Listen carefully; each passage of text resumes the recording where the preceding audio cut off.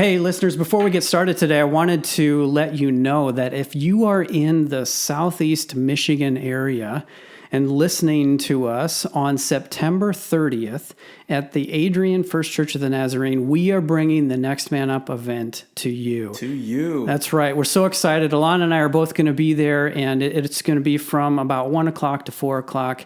You can check out our website for more information, thenextmanup.com. But if you're in that area, you want to participate in one of these events, we'd love to have you there. Yeah, it would be great to see your face and to talk and get feedback and just see what we're really all about. That's Hope right. to see you there. That's right. So September 30th, Sunday afternoon, and that's our plug. And here we go.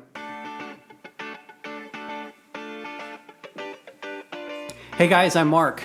I'm Alen. And welcome to another episode of The Next Man Up.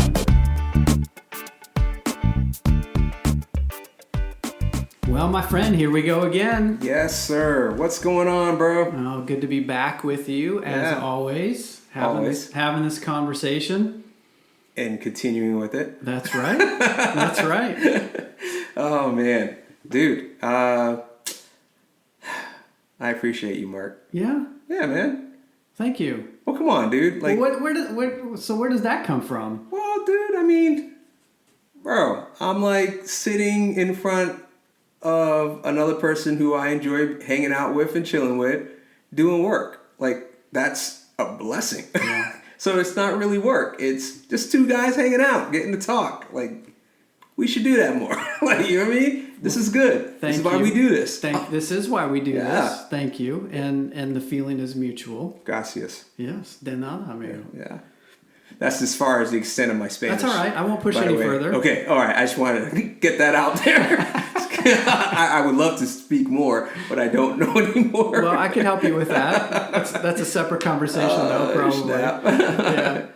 Well, speaking foreign languages, this may be kind of a rough little transition here, but you talk teen pretty good. I think teens have their own different language, special language. I can't always follow it, but man, you've been on the road this past summer, right? Doing camps and conferences and talks and all kinds of stuff. So I'm curious, when they give you the microphone, what do you say to these kids? You know, what is the message that you're communicating? Because I have to imagine a lot of it dovetails to what we're talking about in this space here, about how to grow up and how to contribute and how to have character, blah, blah, blah. Yeah. But I don't know. I've never got to sit in the audience and hear Alen speak. Oh, man. That's so what's it like? Oh, well, first I want to clarify.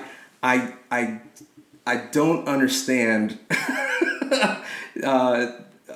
teens as much as people think I do. But what intrigues me is I don't want to forget what it was like as a young person to live in this world. Yeah. And I also understand that whether you are young or older, I should say, because a lot of them be like, "You're old a lot." Like, yes, the gray hair peppered in my black hair, like give that away or something. But ultimately, we're talking to people, man. We're talking to people, and people. We have dreams, we have fears, we have hopes, we have desires, we have things that hold us back. We have life. You know what I'm saying? And we're all just trying to live it. And my whole thing is if I can help someone else make a decision and take a step to live life a little better than when I first met them, then I'm doing my job, man. Wow, I'm doing my job. It's interesting because you how do I articulate this? It's like what you just said is when you get to humanity, to the human level. There's no barrier. There's none. There's no age barrier. There's no differences, and I'm not. it's not coming out quite right. You got me fumbling for words here, but I love how you drew that picture of, regardless of how old you are, you're still a human, and you still have these dreams and ideas and giftings and all of that. Yeah, you know, and like honestly, like it's funny that you would say that, because I found myself in front of like an all white audience, and me being black, speaking to an all white audience about living. Like there was one instance this summer where you can tell, like I was probably the first black person in that area in a very long time, and yet with that lens and seeing people through that lens, man, by the end of my trip, I mean, I was high-fiving people. People were hugging, and people were exchanging with me, social media information and stuff. We're just people, right? People. We're just people trying to live this life, man. And like, dude, I'm not saying I got all the answers, but you know what I do know and what I do have, I'm willing to share with anybody. Yeah, you know what I mean, with anybody. So. Yeah. So what's an example, you know, when you're in front of these kids, the message that you want them to lean into or to hear? Like for me, I've really focused on a few things. Most of my messages, you could find them focused around a few things: love, purpose, and relationship. You know, and so. You know, when I was younger, and probably because a lot of it stems from what I grew up in and what I came from. Right. But I think it transcends to a lot of people and relates to a lot of people. Like there was a sense as growing up, like as a young person, especially in my teens, man, like, dude, love was a weird concept. It still is weird. But like, what does it really mean to love someone? Yeah. You know what I'm saying? Well, if love is what I've experienced, dude, I don't want none of that. Right. You know? And if love is what I'm seeing from you, well, that looks fake to me. Because you may say one thing, but then you do it different. You know what I'm saying? Like, love is weird. You know what I mean? So there's that. And in relationship, what does it really mean to be in relationship with people? What are the different types of relationships? And can I, like, we begin to ask questions like, can I trust the relationship? Can I have, like, hope in this relationship? Like, are you going to take advantage of me in this relationship? Like, there's all these questions running around that. So those two things, right? Yeah, yeah. So there's love, there's relationship, and then a big question, a huge question. I started asking this question, I think in middle school, and it just grew in me. It grew in me even into like my young 20s. Is like, who in the world am I, and what am I doing here? Right. Like, in other words, like, what's the reason for my existence, and what's my purpose? Right. You know what I'm saying? Like, dude, so those three things are all floating around there, and then you throw in, for me, this God guy. Yeah. This Jesus character. Factor. And like, oh man, dude, all that together was just a concoction of, dude, this doesn't make any sense as a young person. I don't get it. I don't get any of this stuff. In your experience, is that that was my experience. Yeah. And so, you know, I've worked through a lot of that, and you know, today I feel like I have some answers for that, and I've been sharing that with young people, like, because I'm like, dude, this is where I am, where I was, and if you are in the same place like I was, then let me share with you stuff to help you work in that, because we all want and crave relationship. We all want to be loved, and we all want to know, like, how do we love back? And we also want to have purpose. Yeah. We want to have reason for being. I just don't want to be a collection of like, you know, cells that just moves when it's supposed to and does things and then I die. Like, there's got to be more to life than that, right? Right. There's got to be more. And how do I make sense of my existence as well? And so those are the main three categories I start with. So one of my talks that I like to do is hashtag know him. Hashtag what? Know him. Oh, know him. Got it. Yeah. And in this, I talk about like, what does it really mean, like, to know Jesus? Like, what does that really mean? Because I think like we can equate it to like us knowing about someone. Yeah. Like one of my favorite rappers, old time rapper, his name is Black Thought. And I think Black Thought is amazing. Ask me some facts about Black Thought and I can rattle them off. Yeah. Most Def, I can rattle them off. Yeah. I could talk to you about a 1980s movie. Actually, it was like 70s. Freshest Kids. I can tell you who was in what scene and whatever, and I could tell you like what they were wearing. And so there's facts that we could speak about somebody, right? And there's facts that we can know about someone. But does that really mean that we know that person? You know? And so I equate it to like even my knowledge of Jesus. Like I can know things about him. I can know that he was claimed to be the Son of God. I can know that he was born supposedly through a Virgin Mary, and his stepfather Joseph, like in that family, like ran through and did their thing. That he was a carpenter. I can tell you that Jesus, was baptized at a certain age. I can tell you that he performed some miracles. Some people say, and I can tell you that some people think. Actually, most religious scholars would probably say that whether or not we believe that he is the Son of God or not, he was actually a good person. Yeah. Like I can tell you that there are actually Roman historical books that say there was actually a guy named Jesus who was actually crucified. Right. I can tell you what the Bible says. I can tell you all these facts.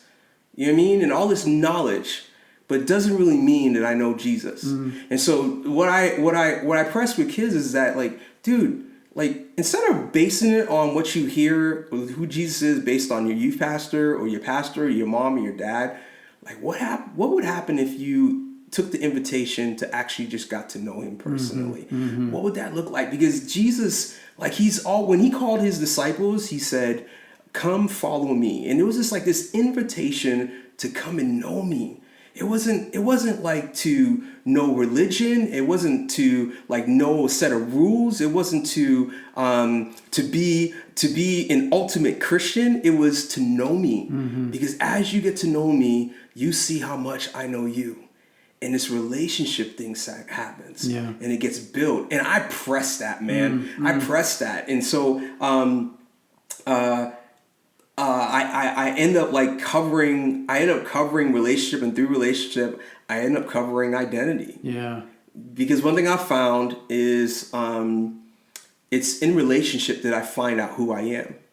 It's hanging out with friends that I really go, huh, that's interesting. I like that too. Or, wow, we just did something and I just found out something about myself. You know what I'm saying? Or, wow, we have that in common. Like, I find out more about myself. Well, it's the same thing with Jesus. Like, as we walk out this relationship with Jesus, this relationship grows, we begin to find out things about ourselves. And in identity, man, dude, we find out through Jesus that we are a couple of things. At the end of the day, when it's all said and done, before I am Alana Guste the father, before I am Alana Guste the husband, before I am Alana Guste the rapper, before I am Alana Guste the speaker, before I am Alana Guste the 5'4" guy, like I am loved. Yeah. That's my identity. Yeah. I am loved, man. And when I can start out a day knowing that that's who I am completely and utterly, with no bars, with no hesitation, with no doors, with nothing held back, I am completely and utterly loved by this Jesus. My day goes completely different. Yeah. When I walk that out, like I walk out the identity I am loved, I tend to seem to love people better. Why is that, do you think? Dude, because isn't it easier to be something when something is evident or shown to you? Like, let me give an example. Like, I notice that when I'm angry and upset, and I step out of that anger, when I act out of that anger and disappointment towards my kids, they live out that anger and disappointment. Yeah. But when I am coming up from a place of like love, whether and I'm not saying this is not like to push discipline, say you can't discipline kids. That's not what I'm saying. But when I'm loving my kid and I step out of discipline, well, actually, I work through something with them out of love, even something like discipline, like showing them or correcting them. Mm-hmm. Like they end up living out of what I'm showing them. Mm-hmm. Like they end up living out of love. They end up walking a certain way because they're seeing a love from their father that is just completely like unhinged, like open doors, let the floodgates flow love. Like it's just a different like outcome, right? And so like for me, when I start out or when I'm living out of that love of God for my life, that love that says, I don't care how many mistakes you are, you're not your mistakes. Yeah. Like A love that can't be undone, can't be removed, can't be taken from you, right? Yeah, like dude, my love is like you could not do anything to stop me from loving you. Yeah. Not only you, but the guy sitting next to you, the guy on the microphone with you, the person that just cuts you off, like the angry boss, like like your wife, your kids, like no one, your neighbors, your state, your country, your world, no one can do anything to stop my love from flowing to you. Oh my gosh. Yeah. Like that flows in me, man. And like I live out of that. It's really easy to love somebody else. It's really easy to have grace for other people. Right. It's really easy to walk out who I am. It really is. Because I got someone cheering for me, man. Yeah. Like, dude, when I remember practicing. No, I won't tell that story. Let me say this. When my first child was born, Aaliyah, I definitely had moments of like, I don't know what I'm doing. I don't get it. I don't understand it. But I'm just going to do, right? I'm going to do what I know, at least. Or like, I think I know or whatever. Dude, Shannon's dad, like, he would just do these things to encourage me just to keep going. Like, I would get into a fight with like Shannon verbally or something, and he'd hear about it and he'd just come over and be like, "Hey man, let's watch a game. Let's just chill out." It wasn't like, "You dumb idiot," like husband, right. or like I'll drop the ball with Aaliyah or something. She'll do something and I'll speak out of anger or disappointment. Like he's like, "Hey man, just want to tell you, man, you're a good dad. Yeah. You're a good dad." And it wasn't that he was telling a lie. No, he was trying to help me. He was trying to help me like live out of the person of who I really am. Right. Like who I really am is a good dad. Right. But we live out of something else, and we take on a different identity, and we end up becoming someone who we're not. Yeah. You know what? That's not cool. And that's happening today with our young people. Our young people living out of what is like being shown to them. They're living out of like these like false identities, man. Yeah. And it's messing with their heads. It's messing with their lives. It's messing with the road that they're on. And us parents, we throw our hands up in the air and we're just like, I don't know what to do with this kid. I don't know what to do with this kid. I get that because I've been that kid. And I am that parent. You know what I mean? I am that parent. But you know what I found is I do know what to do.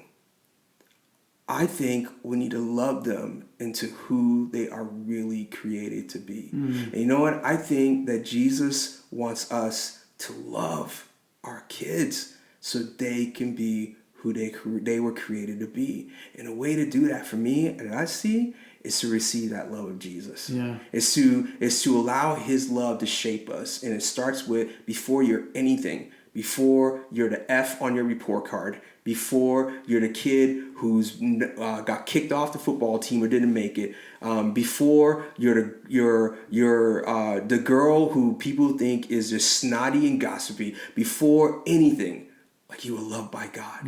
Allow that love to begin to trickle into your life and change who you are.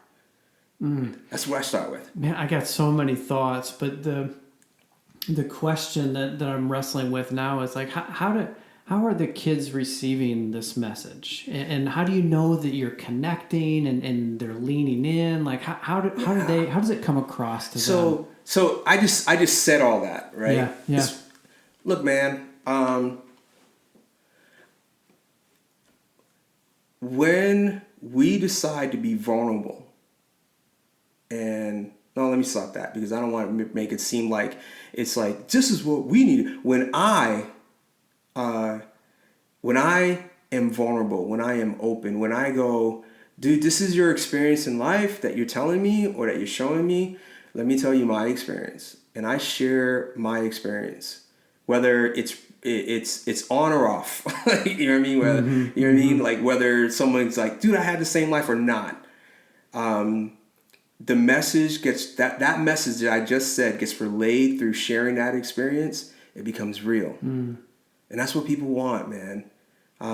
Most teens I get in front of, they don't want me sitting there teaching them and lecturing them. Right. Like, who wants to hear that? I know I don't. Right. Like, that's probably why I still struggle sitting in church for 45 minutes listening to one person try to tell me how bad I am. Like, dude, I don't want to hear that. I know I'm bad. Like, I know I messed up, man. You know what I want to see? I want to hear someone talk to me, like, of their experience or talk to me about real life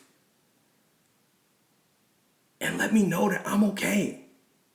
Like, kids need that, man. Yeah. And when that's what I bring, man, I'm not trying to tell kids how to live per se. Like, dude, there's no instructional manual for this stuff. Like, dude, I just take a step with this guy. And all I know is that I look back, and it's been since I was 14, and I look back at 41, and I'm like, dude, things are way different. Yeah. And I am a better, healthier spot. Oh yeah. You know what I'm saying? Oh yeah. Like, and I think most of the kids who I speak with like appreciate that. They don't want the clean cut because nothing's clean cut. Mm-hmm. You know what I mean? I come in looking like I am. I got a hat to the side. I'm wearing a tank top and wearing some shorts. The last speaker who came before me, you know, he's got the classic like checkered, like different color button-up shirt and a nice pair of slacks, and you know he's got this interesting dynamic. You know, she's got this interesting dynamic like PowerPoint, and I'm like, dude, that's not who I am. This is who I am. Yeah. I'm a 41-year-old guy who loves hip hop. You know, I'm a father. I'm a dancer and all that, but that's all surfacey. Here's who I really am. I'm a guy who came from a broken home, who felt like the world didn't understand him, who's lost, who's broken, and I needed someone to let me know that I'm okay. Yeah. And show me some love. And this guy, Jesus, did that. And he's been doing that ever since. And I'm different every day when I live out what he's telling me, like, is the truth. Is that I am loved. And I am an original masterpiece. There's no one like me.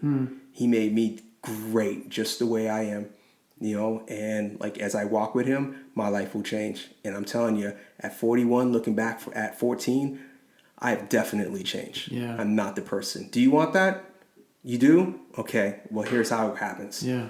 Take a step. Wow. Take a step. And dude, I sit and I build relationship with people. I don't go to these camps and stuff and, you know, go to my green room or go back to my room when I'm done talking. I get out there and I play dodgeball, dude. I play Gaga ball. Interesting game, by the way. Yes. Oh, have you seen it? I am familiar with it. Dude, Yes. love Gaga. Yeah. Anyway, so I play Gaga ball, but I take walks with kids. I sit at the lunch tables and dinner tables and at breakfast time, and I allow them to give me feedback. And some of it's like, you know, yeah, I get the occasional like, dude, yeah, it was cool, man, but I don't know if that's for me. Like, which is okay. You know what I'm saying? But I get a lot of like, when you said this is what it meant to me. And I felt something. And I took you up on what you said. Or, man, can you tell me more about how you like walk through this portion of your life? Like, how did Jesus help you with that? Can you really do that? Does he really love me? Like, see, it's so different when we like roll up our sleeves and get in the trenches, man. Like, dude, like, it's funny, but I don't know about if any other adult thinks this way, but sometimes I can wake up in the morning and think, like, I just came from under a rock as an adult. That I didn't have, like, this incredible rage of hormones flooding through me that had me thinking all these crazy thoughts. Right? And that, like, I didn't have zits, like, just forming all over my face and other areas of my body. Like, puberty wasn't a thing. Right. Like, I didn't have questions that other people either silenced me from asking, or when I did ask, they pushed it down, or that I felt were too dumb to ask. I woke up one morning and never had the mindset of, like, I don't know who I am. And all these other people and these things are trying to tell me. I'm watching movies. I'm talking with my friends. I'm hanging with these people. I'm going to different parties. I'm in school, and everyone's trying to tell me who I am. But for some reason, I don't agree with them.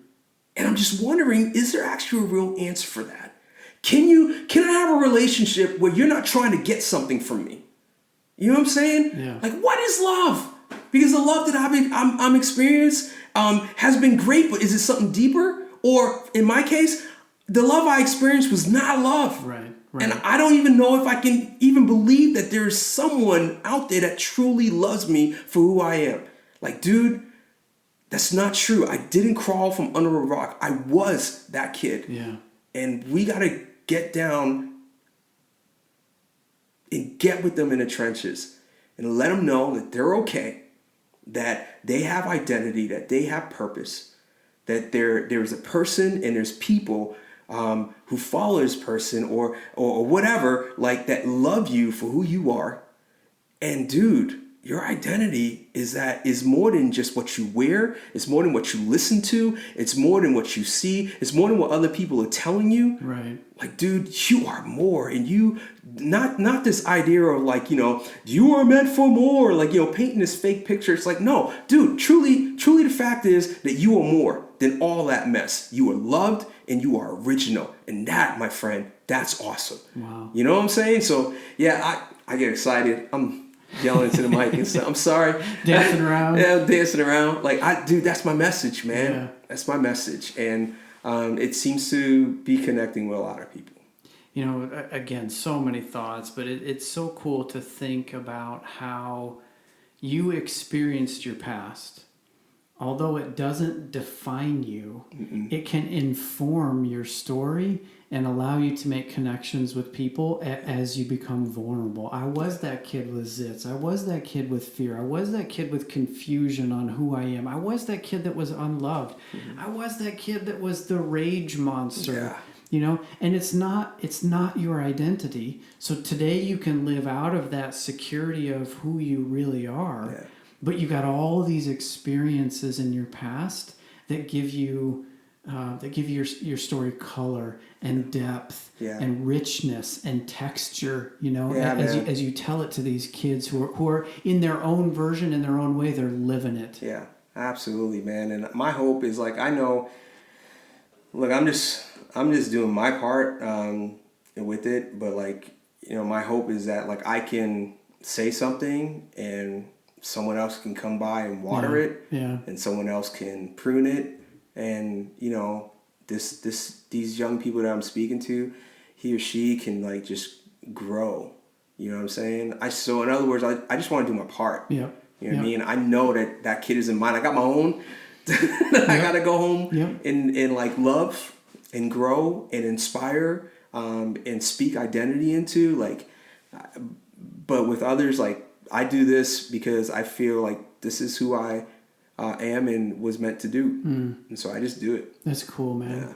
Yeah. Well, thanks for giving us a glimpse. You're welcome. I see you on this in this context on the other side of the microphone here, but I don't get to see you in that context. Yeah. And it's really cool. I know you're having an impact because you share stories like this. But thank you for giving us a sense of what message you're sending, how you're connecting with these kids. There's direct application. We didn't tease it out, but there's direct application as parents here. Sure, man. And being able to engage. And it's also a reminder to me that there are others that help us in our parenting along the way. Absolutely. There are Alans in the life of our kids that can come in and say the same things in a different way, and the kids just get it, or it's just reinforcing what they're hearing already from other significant people in their life. Man, absolutely. Yeah, plant, water, prune. That's right. Yep. Thanks, dude. No Appreciate problem, man. it. Take care, homie. We'll see you next time.